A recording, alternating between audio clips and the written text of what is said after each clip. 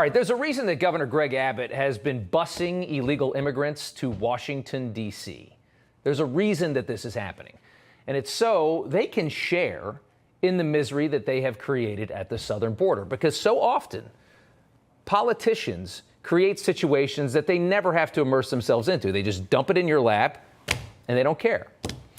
And it's working. The plan is really working. D.C.'s mayor, Muriel Bowser, is now complaining about her homeless shelters filling up with illegal immigrants.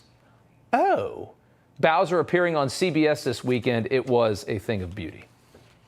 We have for sure called on the federal government to work across state lines to prevent people from really being tricked into getting on buses. Being tricked. They're being tricked to do that. Texas Congressman Pat Fallon joins us now to react to this. I mean, this from your state as a border state, how rich is it to hear a liberal in the Northeast complaining about illegal immigrants in her city when you live in Texas? Well, Rob, thanks for having me on. The hypocrisy of the left in full display. That was awesome. And thanks for showing Mayor Bowser in her, her true colors and true form. Yeah. The fact of the matter is that Joe Biden has made every state a border state. There's a 1,254-mile border with Mexico. But now, people are feeling the brunt of really what amounts to, Rob, an invasion. There have been 3.1 million illegal border crossings under Joe Biden, 800,000 known gotaways. That's 3.9 million people that we know about, which is more than 22 United States. Where's Joe Biden been, Rob? He's been to the border. He's been in office 533 days and is sticking his head in the sand. Yeah. And people are dying because of it. Americans are dying because of it. And it's disgusting. Yeah. I mean, it really, honestly, this is actually the perfect recipe for fighting back against the entire liberal agenda. If they actually have to feel the impact of what they inflict, right? If they actually have to see it. I mean, they create all of these problems. They create crime all over the place in parts of the city that they never go to.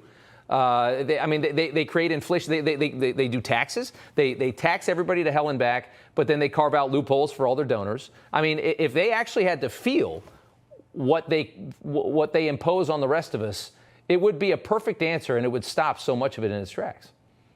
Well, what we should do is not only bust those illegal immigrants to Washington, D.C., I think we should have a special express to bring them to San Francisco, to Nancy Pelosi's home and to her neighborhood, and to Joe Biden's beach house in Delaware, and up to New York where Chuck Schumer lives. And guess what? I bet you Delaware would be voting Republican within a year. It's amazing. I totally agree.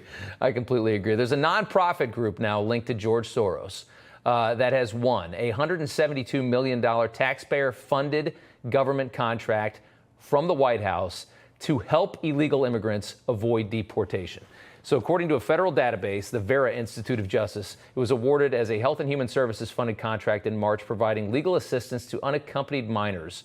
It can be as much as close to $1 billion if it gets renewed. So now what you have is your government sending out money to help people circumvent the laws of the government.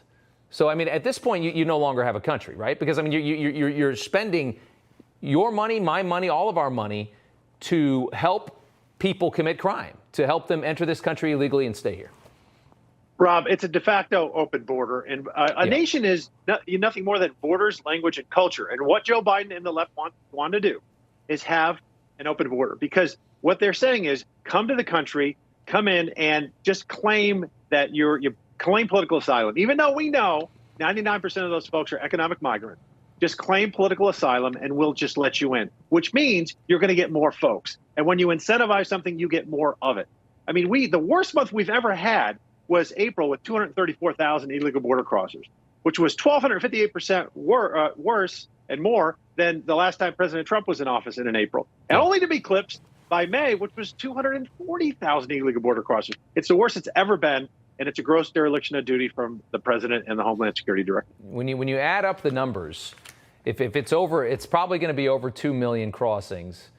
It's equivalent to, that's going to be close to like 3 congressional districts worth of people crossing into the country illegally in a year. I mean, think about that.